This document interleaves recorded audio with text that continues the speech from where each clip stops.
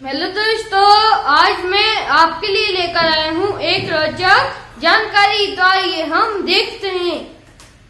क्या आप जानते हैं मैं और मई में अंतर? दोस्तों, क्या आप मैं और मई में अंतर जानते हैं?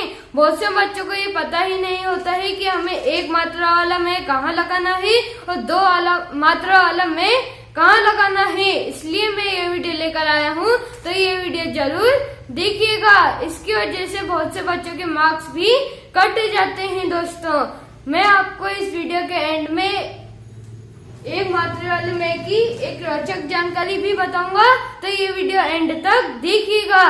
तो आइए सबसे पहले हम देखते हैं कि एक मात्रा वाला मैं कहाँ प्रयोग होता है। मैं का अर्थ होता है सामान किसी वस्तु के भीतर है। यानी कि दोस्तों, जो एक मात्रा वाला मैं होता है उसका अर्थ होता है कि कोई सामान किसी वस्तु के भीतर यानी कि अंदर रखा हुआ है। जैसे मटके में पानी है, यानी कि दोस्तों मटके में क्या है? पानी। इसमें एक मात्रा वाला मैं ही लगेगा। इस बात को ध्यान में रखो, यानी कि दोस्तों इस बात को क्या रखो? ध्यान में। खेत में फसल है, यानी कि दोस्तों खेत में क्या है?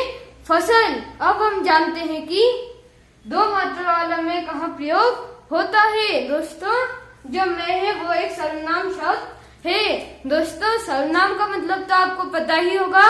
संज्ञा शब्द के जगह पर जो शब्द प्रयोग होते हैं उसको हम सर्वनाम कहते हैं। मैं का प्रयोग व्यक्ति के लिए होता है, यानी कि दोस्तों जो दो मात्रा वाला मैं होता है उसका प्रयोग व्यक्ति के लिए होता है।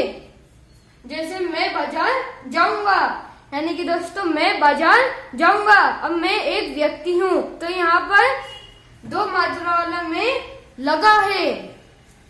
मैं खेत में हूँ, यानी कि दोस्तों खेत में कौन है? मैं, यानी कि एक व्यक्ति।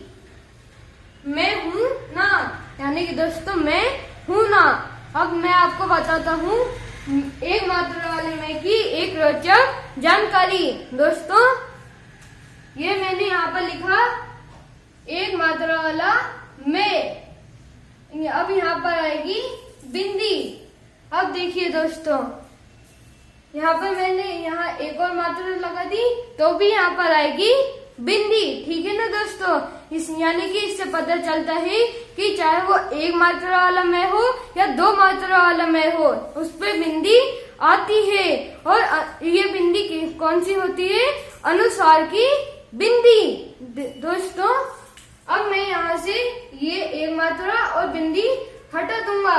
अब अगर कोई ये वाला मैं किसी शब्द के पीछे आता है, जैसे हमें, तो यहाँ पर बिंदी आएगी। और अब मैंने यहाँ पर स और लगा दिया, तो ये हो गया सहमे, यानी कि यहाँ पर भी आएगी बिंदी। इसमें, उसमें, किसमें, इन सभी शब्दों में बिंदी आती है। दोस्तों, अब मैं ये सह हटा दूंगा और ये बिंदी भी हटा दूंगा।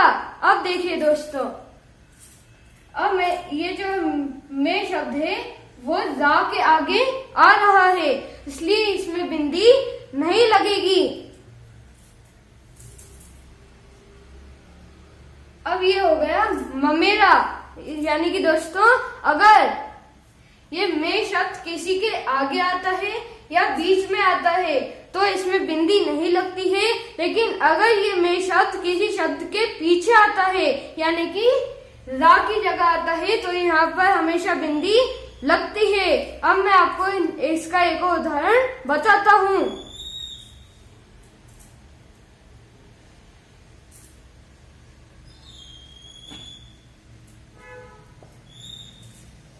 सम्मेलन। देखिएगा दोस्तों, इसमें जो ये म शब्द है वो इसके बीच में आया है, इसलिए इसमें बिंदी नहीं है। दोस्तों अब तो आपको मेरी बात समझ में आ ही गई होगी कि जो एक मात्रा वाला मैं होता है वो कहाँ प्रयोग होता है और जो दो मात्रा वाला मैं होता है वो कहाँ पर प्रयोग होता है। और अगर आ गई है तो मेरे इस वीडियो को लाइक और चैनल को सब्सक्राइब जरूर कीजिएगा ताकि मैं आपके लिए ऐसी वीडियो लेकर आ सकूं।